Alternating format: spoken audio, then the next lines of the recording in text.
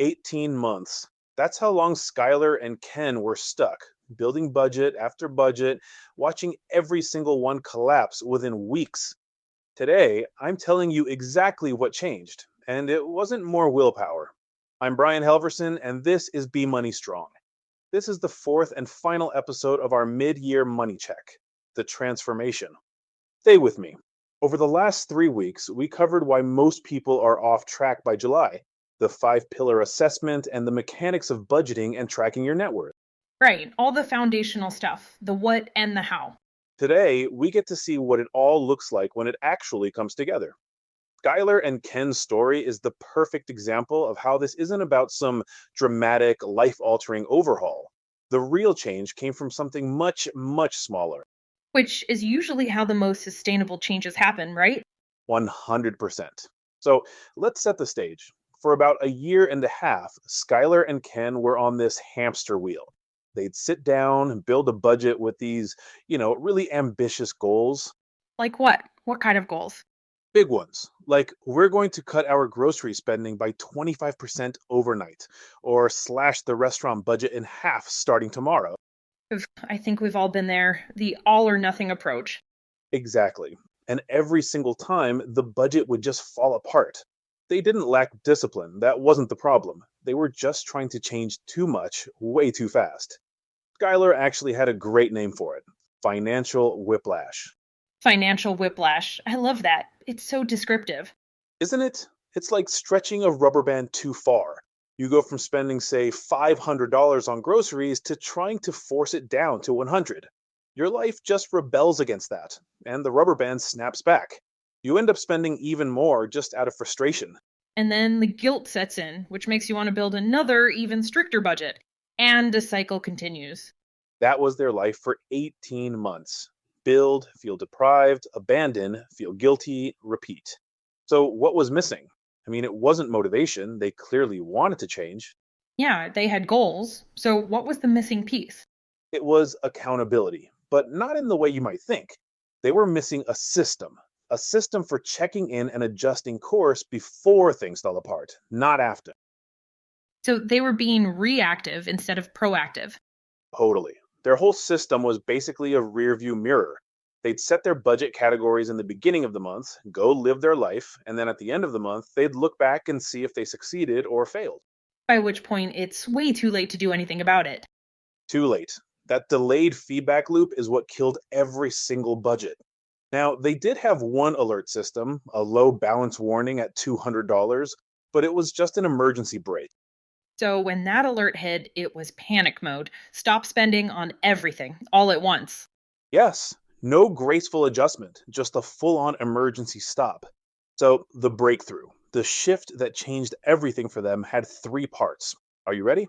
Lay it on me. Okay. First, gradual change instead of those dramatic cuts. So, take their restaurant spending. It was about $400 a week.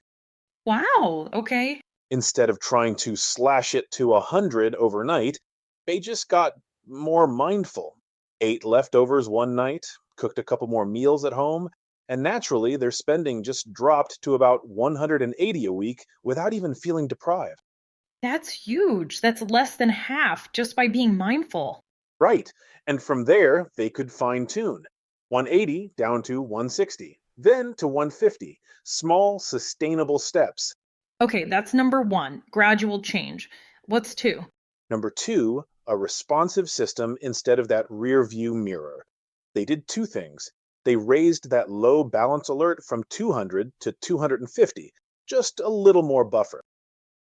And they added weekly budget reviews every Sunday. 10 minutes, that's it. Just checking their actual spending against their plan. So instead of one monthly emergency break, they had four gentle course corrections every month. Turning the ship 1 degree at a time instead of yanking the wheel. I like that. Exactly. And the third part, this might be the most important: monthly grading instead of monthly shame. Ooh, tell me more.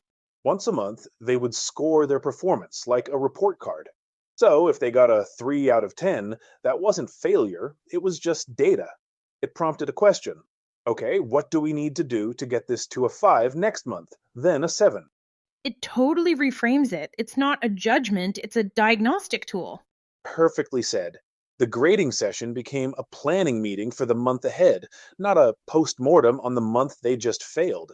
Their advisor gave them this great line: information is knowing you're driving 80 miles an hour. Perspective is knowing if you're on the freeway or in a school zone. That's good. The number itself is just data, it's the context, the goal that gives it meaning. And you can see the results. Restaurant spending went from 400 a week to a sustainable 150.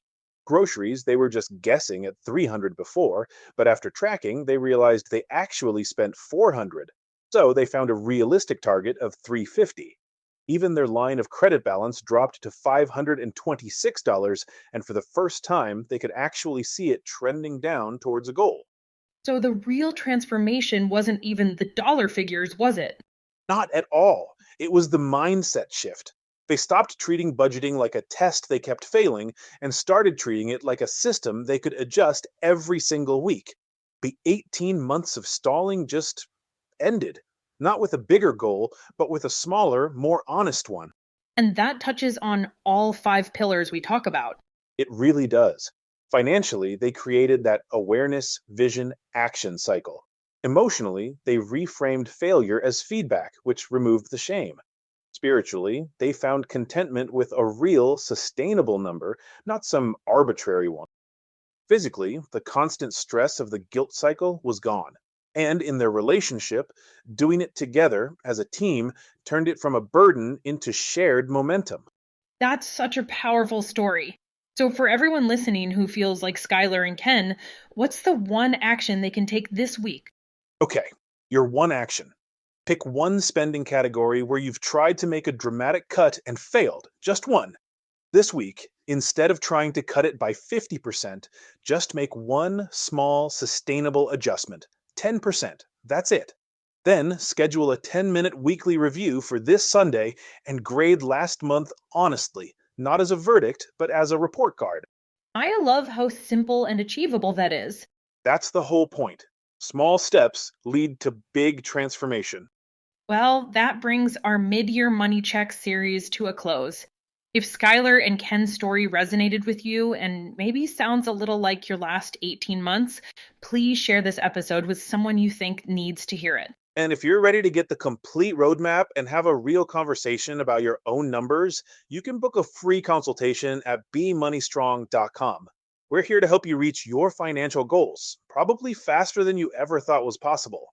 Thanks for listening.